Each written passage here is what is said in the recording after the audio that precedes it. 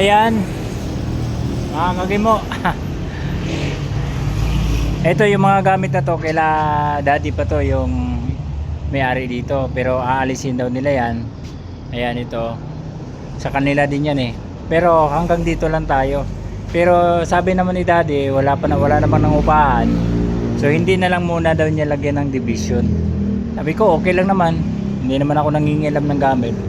Kaya sabi niya sige okay na. Tapos hindi pa kasi makakot-akot yung gamit kasi itong truck nila ninakaw po yung mga wire, pati yung ECU ninakaw po.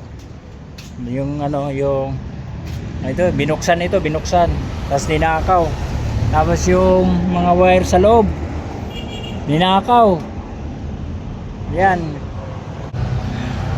usong-uso talaga ang nakawan ngayon dito sa Pilipinas kasi ang mahal po ng mga tanso, kaya yung mga sasakyan ngayon tinitira yung mga tanso, mga kuryente, mga wire, yan ninanakaw nila. So ito, nilagyan ko ng yero dito, lalagyan ko ng yero dyan.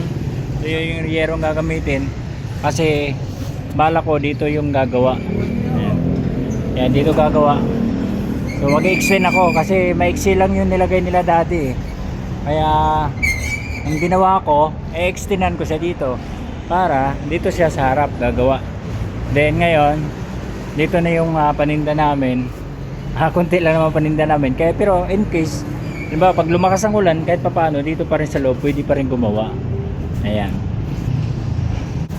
So yan po ang ating update dito sa tindahan. Pero ang start namin dito, ano pa, September pa. Kasi ang starting ng aming kontrata is September 15.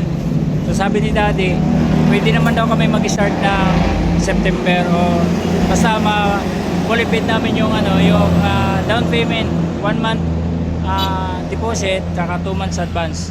Then nakapagbigay na ako, kaya sabi ko mag-start na ako dito, mag-kumpuni na ako kasi para pagdating ng September, ayun na, bukas na ako dyan, wala na akong gagalawin. Maglagay pa ako ng mga ilaw ganyan, pero kailangan babantayan kasi maraming magnanakaw. So buti na lang dumating ang aking pinsan, siya po yung kalalay ko dito sa shop. Ayan, mekaniko din po siya. Then ngayon, ayan, nagamit namin yung generator kasi wala pa pong kuryente na nilagay si daddy, wala pa pong submeter. So inuunti-unti na rin yung mga gamit namin. Ayan. So yan po ang update natin. Maraming salamat. God bless.